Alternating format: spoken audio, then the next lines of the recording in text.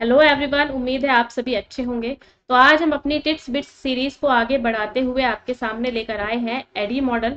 क्या है ये एडी मॉडल? तो ये है एक इंस्ट्रक्शनल डिजाइन जो हमें एक ऐसा डिजाइनिंग का जो प्रोसीजर है वो देता है जो हमें क्लियर और इफेक्टिव वे में ट्रेनिंग प्रोग्राम्स को इसके जरिए हम डिजाइन कर सकते हैं।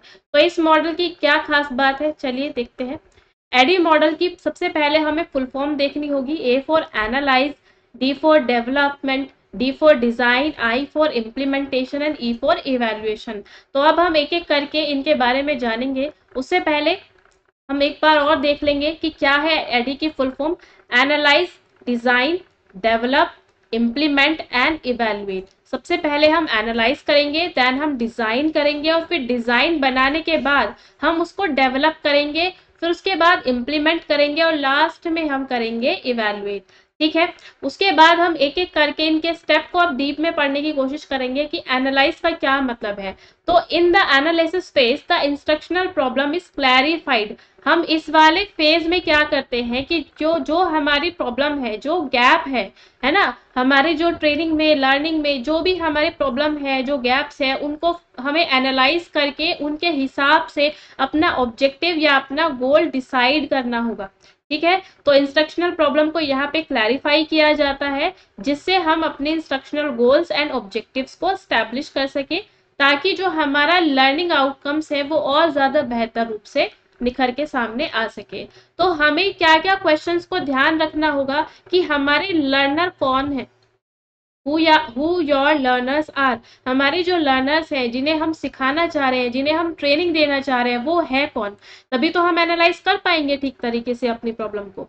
उसके बाद है जो हमारा ओवरऑल गोल है, कि मतलब हम जो ट्रेनिंग देना चाह रहे हैं उसका जो हमारा गोल है, ऑब्जेक्टिव है, वो क्या है, हम कौन से ऑब्जेक्टिव को अचीव करने के लिए प्रयासरत हैं।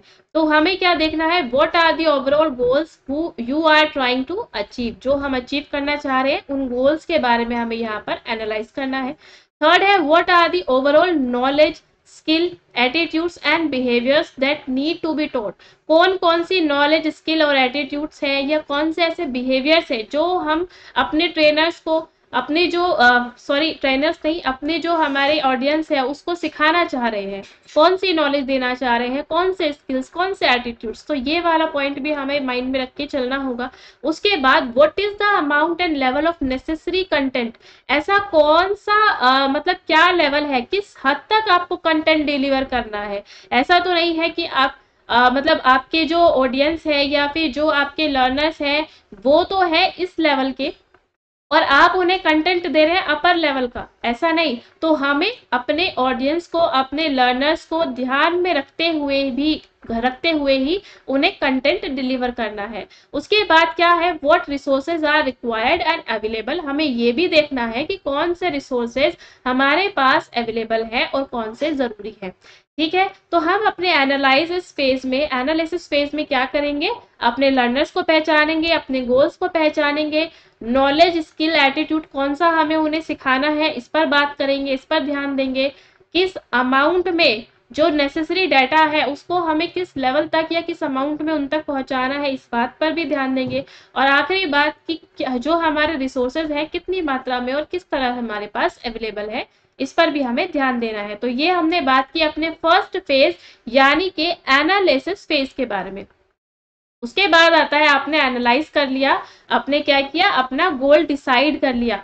हमने एनालिसिस के थ्रू क्या किया था, अपने गोल को डिसाइड किया था कि हमारे स्पेसिफिक जो लर्नर्स हैं वो ये है, इस एज ग्रुप के हैं, उनको हमें क्या सिखाना है, कैसे सिखाना है। जब हमने ये सारे पॉइंट्स को क्लियर कर लिया उसके बाद अब हमें उनके हिसाब से अपना डिजाइन बनाना है। डिजाइन मतलब ब्लूप्रिंट। ठीक है। हमने एक रोड मैप बना लिया। डिजाइन को हम इस तरीके से भी समझ सकते हैं कि हमने एक रोड मैप बना लिया कि हमें किस तरीके से, किस रास्ते को फॉलो करते हुए हमें अपने गोल तक पहुंचना है।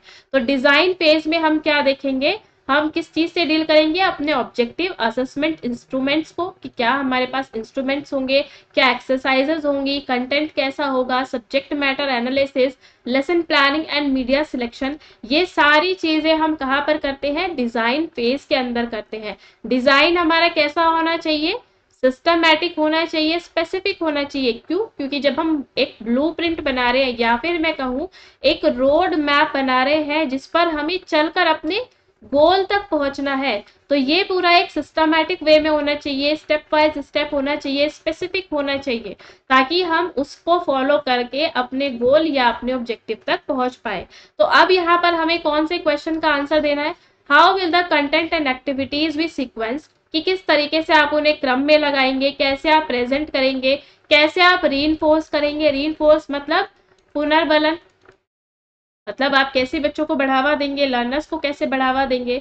What are the objectives of each session या यूनिट, आप जो भी यूनिट या सेशन पढ़ा रहे हैं लर्नर्स को, उनका क्या ऑब्जेक्टिव है, क्या उद्देश्य है उनका, इस बात का आंसर भी हम डिजाइन फेज में देखते हैं।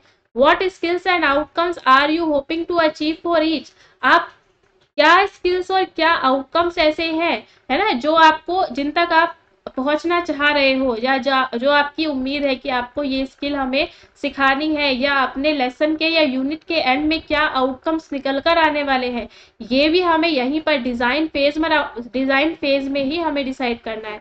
उसके बाद हमें मैथडोलॉजी के बारे में, कि हमें कौन सी मैथडोलॉजी को फॉलो करके अपने ऑब्जेक्टिव को अचीव करना है, ये भी हम डिजाइन फेज में ही डिसाइड करते हैं।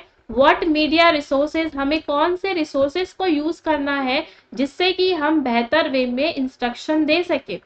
हाउ विल यू एसेस, हमें कैसे मूल्यांकन या आकलन करना है।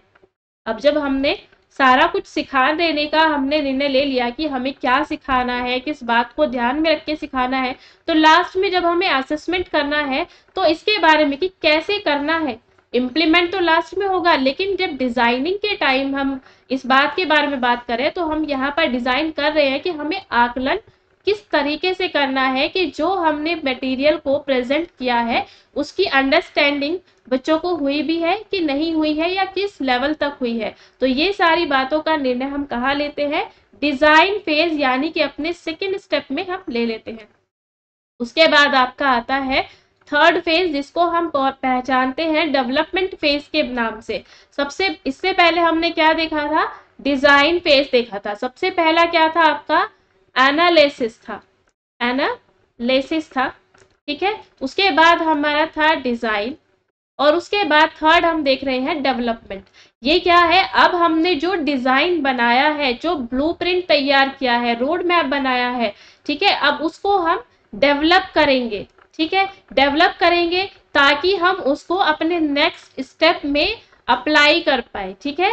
This is the phase where instructional designers and developers create and assemble the content asset. इससे पहले तो हमने सिर्फ डिसाइड किया था, अब यहाँ पे असेंबल करने की बारी है, क्रिएट करने की बारी है। That were blueprinted in the design phase. In this phase storyboards are created, यहाँ पे अब मटेरियल को बनाया जा रहा है पिछले वाले स्टेप के, मतलब डिजाइन के आधार पर।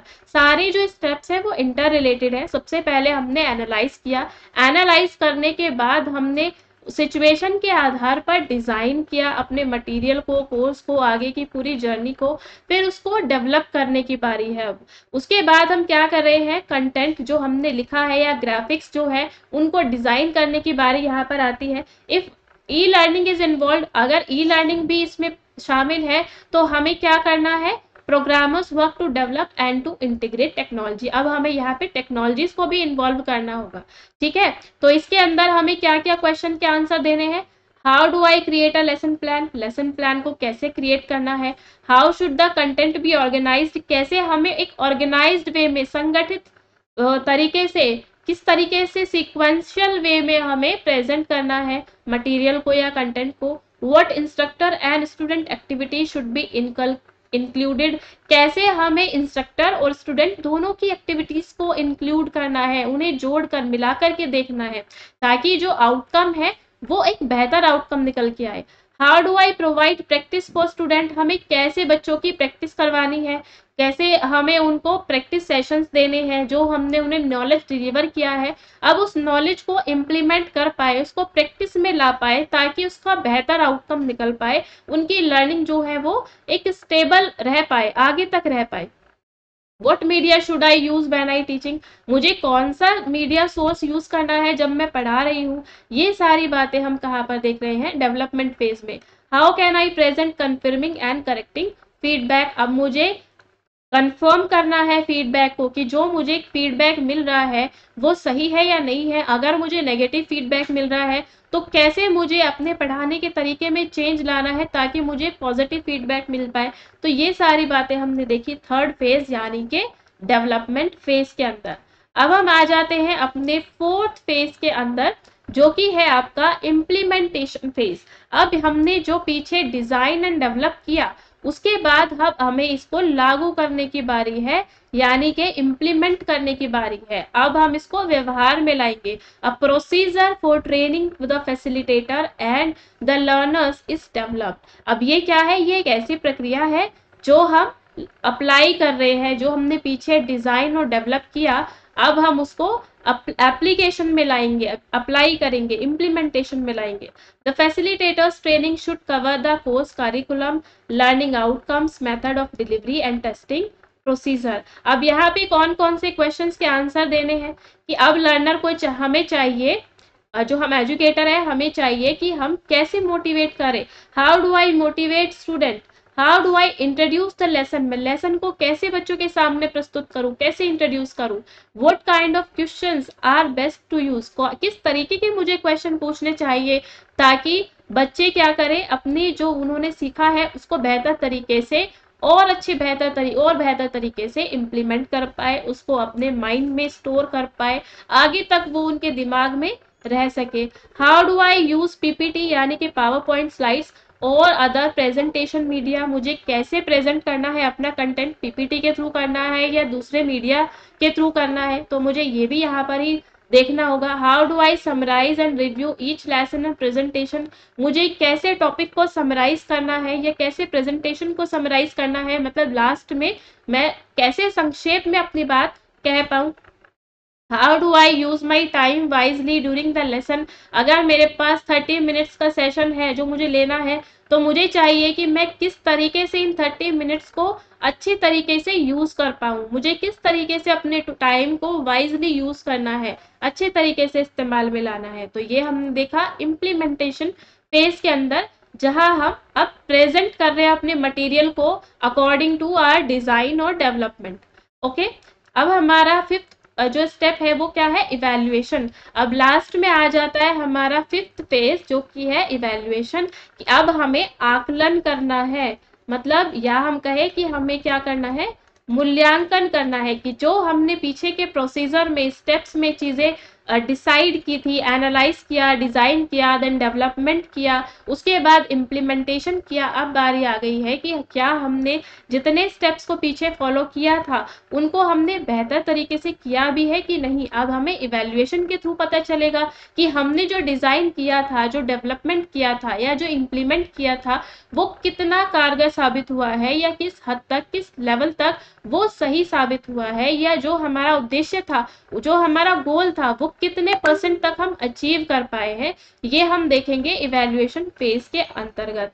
तो अब क्या इसमें हम देखेंगे कि क्या हमारे ऑब्जेक्टिव्स हैं वो हमने कितना अचीव किया है। तो लास्ट में जब हमने इसको देखा तो हमने किस क्वेश्चन का आंसर किया, how do I know if my course has been successful, मैं कैसे जानूंगी कि जो मैंने पढ़ाया वो सक्सेसफुल रहा भी। तो मुझे इसके लिए क्या करना होगा, मुझे इसके लिए इवैल्यूएशन करना होगा।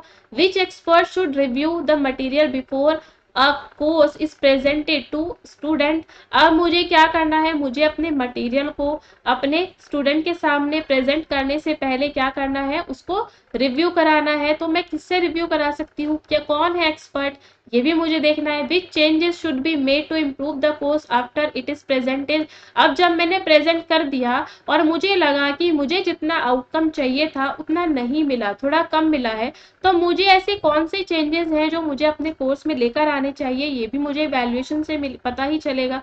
तो अब मुझे इसमें क्या चेंजेस लाने हैं ये भी तो यही पता चलना चाहिए ना। तभी मैं आगे के स्टेप को फॉलो कर पाऊंगी। तो ये था हमारा इवैल्यूएशन पेज, जिसमें मैंने क्या देखा कि मेरा कोर्स कितना सक्सेसफुल रहा है, किन एक्सपर्ट से मुझे अपने कोर्स को रिव्यू कराना चाहिए या मुझे क्या चेंजेस लाने चाहिए ताकि जो हमारा लर्निंग आउटकम है वो और ज़्यादा बेहतर आ सके। तो ये थे हमारे एडी मॉडल के 5 स्टेप्स। अब इसमें से किस तरीके के क्वेश्चन पूछे जाते हैं इस पर बात कर लेते हैं। तो सबसे पहला तो आपको फुल फॉर्म ही पूछी जाती है कि एडी मॉडल की फुल फॉर्म बताइए। तो अब आपको पता है कि एडी मॉडल की फुल फॉर्म क्या है। ADDIE मतलब A for analyse, D for design, D for development, I for implementation and E for evaluation. जल्दबाजी में बिल्कुल भी शब्दों का हेर फेर हो सकता है। एनालाइज की जगह आपको A से स्टार्ट होने वाला कोई और शब्द दे दिया जा सकता है। डी फॉर डिजाइन और डी फॉर डेवलपमेंट, तो डेवलपमेंट की जगह आपको डिजाइन भी दिया जा सकता है, लेकिन हमें ध्यान में रखना है कि सेकंड नंबर पर डिजाइन है, थर्ड नंबर पर डेवलपमेंट है, आई फॉर इम्प्लीमेंटेशन है। अगर आई फॉर कोई और शब्द आ गया तो आपको ध्यान देकर पढ़ना है हर एक शब्द को।